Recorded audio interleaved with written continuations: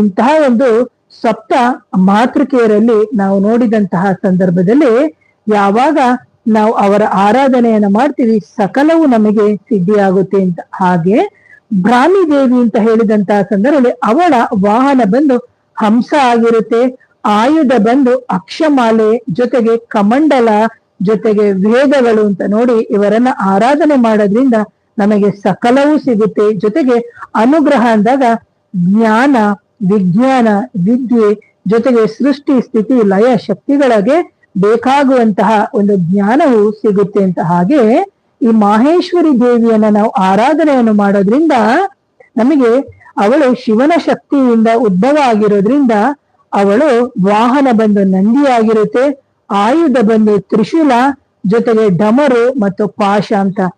ಇದರಲ್ಲಿ ಈ ದೇವಿಯನ್ನ ಆರಾಧನೆ ಮಾಡೋದ್ರಿಂದ ನಮಗೆ ಏನು ಅನುಗ್ರಹ ಸಿಗುತ್ತೆ ಅಂದಾಗ ಧೈರ್ಯ ಸಿಗುತ್ತೆ, ವೈರ್ಯಾಗಿ ಸಿಗುತ್ತೆ, ಜೊತೆಗೆ ರಕ್ಷಣೆ ಸಮೇತ ನಮಗೆ ಸಿಗುತ್ತೆ ಅಂತ. ಹಾಗೆ ಕೌಮಾರಿ ದೇವಿಯನ್ನ ಆರಾಧನೆಯನ್ನ ಮಾಡೋದ್ರಿಂದ ನಮಗೆ ಆ ಕೌಮಾರಿ ದೇವಿಯ ವಾಹನ ಬಂದು ನವಿಲಾಗಿರುತ್ತೆ, ಆಯುಧ ಬಂದು ಶಕ್ತಿ. ಅಥವಾ ನೀವು ನೋಡಿರ್ಬೋದು ಸುಬ್ರಹ್ಮಣ್ಯ ಸ್ವಾಮಿಯ ಕೈಲಿ ವೇಲು ಅಥವಾ ಧನಸ್ಸು ಅಂತ ಏನಿದೆ ಅದು ಅನುಗ್ರಹ ಅಂತ ಹೇಳಿದಂತಹ ಸಂದರ್ಭದಲ್ಲಿ ಈ ಕೌಮಾರಿ ದೇವಿಯನ್ನ ಆರಾಧನೆ ಮಾಡೋದ್ರಿಂದ ನಮಗೆ ಶೌರ್ಯ ಸಿಗುತ್ತೆ, ನಮಗೆ ವಿಜಯ ಸಿಗುತ್ತೆ, ಸಂತಾನಕ್ಕೆ ರಕ್ಷಣೆಯು ಸಿಗುತ್ತೆ ಅಂತ ಹೇಳ್ತೀನಿ. ಹಾಗೆ ಶೌರ್ಯ ಅಂದಾಗ ಒಂದು ಪರಾಕ್ರಮ ಆಗಿರ್ಬೋದು, ಒಂದು ಕೋರ್ಟು ಕೇಸು ಅಥವಾ ನಾವು ಹೇಳ್ತೀವಲ್ಲ ಆಟ, ಇವೆಲ್ಲವೂ ಇದಕ್ಕೂ ಸಮೇತ ನಮ್ಗೆ ಈ ಕೌಮಾರಿ ದೇವಿಯನ್ನ ಆರಾಧನೆ ಮಾಡೋದ್ರಿಂದ ಸಿಗುತ್ತೆ ಅಂತ. ಹಾಗೆ ವೈಷ್ಣವಿ ದೇವಿಯು ಬಂದು ಮಹಾವಿಷ್ಣುವಿನ ಶಕ್ತಿಯಿಂದ ಉದ್ಭವ ಆದ್ರಿಂದ ಅವಳ ವಾಹನ ಬಂದು ಗರುಡ ಆಗಿರುತ್ತೆ, ಆಯುಧ ಬಂದು ಶಂಖ, ಚಕ್ರ, ಗದ, ಪದ್ಮ ಅಂತ. ಹಾಗೆ ಇಂತಹ ವೈಷ್ಣವಿ ದೇವಿಯನ್ನ ನೀವು ಆರಾಧನೆಯನ್ನ ಮಾಡೋದ್ರಿಂದ ನಿಮಗೇನಾಗುತ್ತೆ ಅಂತಂದ್ರೆ ಖಂಡಿತವಾಗ್ಲೂ ಐಶ್ವರ್ಯ ಸಿಗುತ್ತೆ, ಧರ್ಮದ ರಕ್ಷಣೆ ಸಿಗುತ್ತೆ, ಜೊತೆಗೆ ಶಾಂತಿ ಅಂತ. ನಾನು ಇದೆಲ್ಲವನ್ನ ಯಾಕೆ ಹೇಳ್ತಾ ಇದ್ದೀನಿ ಅಂದ್ರೆ ಸಪ್ತ ಮಾತೃಕೆಯರನ್ನ ಎಷ್ಟೋ ಜನ ಇವತ್ತು ಮರ್ತು ಹೋಗಿದ್ದಾರೆ. ಹಾಗಾಗಿ ನಾವು ಸಪ್ತ ಮಾತೃಕೆಯರು ಅಂದಾಗ ಇದೆಲ್ಲವೂ ನಮ್ಗೆ ಬರುತ್ತೆ. ಹಾಗೇನೆ ಇಂತಹ ಸಂದರ್ಭದಲ್ಲಿ ನಾವು ವಾರಾಹಿ ದೇವಿಯ ಬಗ್ಗೆ ಮಾತಾಡ್ತಾ ಇದ್ನಲ್ಲ, ಈ ವಾರಾಹಿ ದೇವಿಯು ಹೇಗೆ ವಿಷ್ಣುವಿನ ಅವತಾರದಿಂದ ಶಕ್ತಿಯಿಂದ ಉದ್ಭವ ಆದ್ಲೋ ಅದೇ ತರ ಅವಳ ವಾಹನ ಬಂದು ಮಹಿಷ ಅಥವಾ ವರಾಹ ಅಂತ ಹೇಳ್ತೀವಿ. ಕೆಲವು ಸಂಪ್ರದಾಯದಲ್ಲಿ ಇದನ್ನ ಬದಲಾವಣೆಗಳಿವೆ ಅಂತ ಹೇಳ್ತಾರೆ. ಆದರೆ ನಾನು ನೋಡಿರುವ ಹಲವಾರು ಗ್ರಂಥದ ಪ್ರಕಾರ ಇದರಲ್ಲಿ ಮಹಿಷ ಅಥವಾ ವರಾಹ ಅಂತಾನೆ ಉಲ್ಲೇಖಗಳು ಕೊಟ್ಟಿದೆ. ಹಾಗೇನೆ ಆಕೆಯ ಆಯುಧ ಬಂದು ಹಲ, ಮುಸುಲ, ಖಡ್ಗ, ದಂಡನ ನೀವು ಕೈಯಲ್ಲಿ ಹಿಡಿದಿರುವಂತದ್ದು ನೀವು ನೋಡ್ಬೋದು.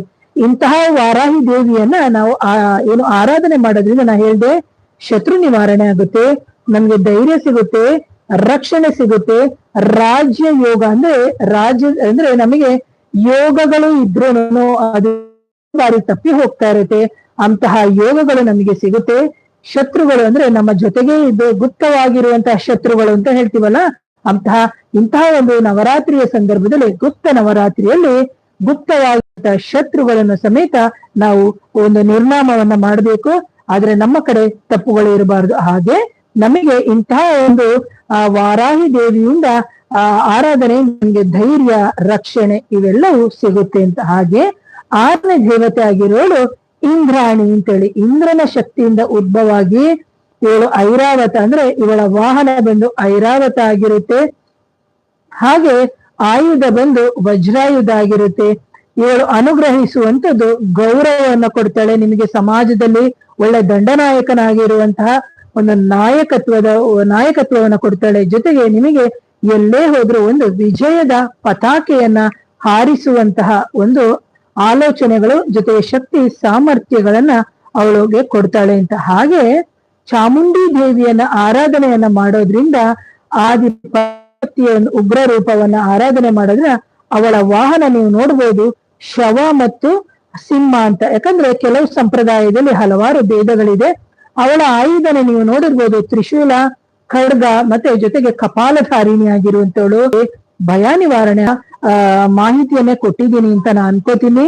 ಇಂತಹ ಒಂದು ಸಪ್ತ ಮಾತೃಕೆಗಳ ಒಂದು ಸಾಮಾನ್ಯವಾದಂತಹ ಮಹತ್ವ. ಯಾಕಂದ್ರೆ ಇದು ದೈವಿಕ ಶಕ್ತಿಗಳ ಸ್ತ್ರೀ ರೂಪದಲ್ಲಿ ಇರುವಂತದ್ದು. ಹಾಗಾಗಿ ಯಾವಾಗ ನಾವು ಧರ್ಮ ರಕ್ಷಣೆಯನ್ನು ಮಾಡ್ತೀವಿ ಅಂತಹ ಸಂದರ್ಭದಲ್ಲಿ ಅವರು ಅಧರ್ಮದ ನಾಶಕ್ಕಾಗಿ ಅವತಾರ ಪಡೆದವರು ಅಂತ ಹೇಳ್ಕೊಂಡು. ಹಾಗಾಗಿ ತಂತ್ರ ಆಗಿರ್ಬೋದು ಅಥವಾ ಆಗಮ ಆಗಿರ್ಬೋದು, ಶಾಕ್ತ ಸಂಪ್ರದಾಯಗಳಲ್ಲಿ ಹೆಚ್ಚಿನವಾದಂತಹ ಒಂದು ವಿಶೇಷ ಒಂದು ಸ್ಥಾನ ಇದೆ ಅಂತ ಹೇಳ್ತೀನಿ. ಹಾಗಾಗಿ ಇಂತಹ ಒಂದು ವಾರಾಹಿ ದೇವಿ ಆಗಿರ್ಬೋದು ಅಥವಾ ನಾವು ಏನು ಗುಪ್ತ ನವರಾತ್ರಿಯಲ್ಲಿ ಇಂತಹ ದೇವಿಯನ್ನ ಆರಾಧನೆ ಮಾಡೋದ್ರಿಂದ ನಮಗೆ ಹೆಚ್ಚಿನ ಫಲಗಳೇ ಸಿಗುತ್ತೆ. ಇಂತಹ ಒಂದು ವಾರಾಹಿ ದೇವಿಯ ಕುರಿತು ನಾವು ಕೆಲವು ಆಗಮ ಅಥವಾ ಕೆಲವು ಸಂಪ್ರದಾಯಗಳಲ್ಲಿ ಸ್ವಲ್ಪ ವ್ಯತ್ಯಾಸಗಳು ಇದೆ, ನಾನು ಇಲ್ಲ ಅಂತ ಹೇಳಲ್ಲ. ಯಾಕಂದ್ರೆ ಇಲ್ಲಿ ಕೆಲವು ಕೆಲವೊಂದು ದೇವಾಲಯಗಳಲ್ಲಿ ಸಿಂಹನ ರೂಪದಲ್ಲಿ ಕೆತ್ತಿದ್ದಾರೆ ಆ ದೇವಿಯನ್ನ.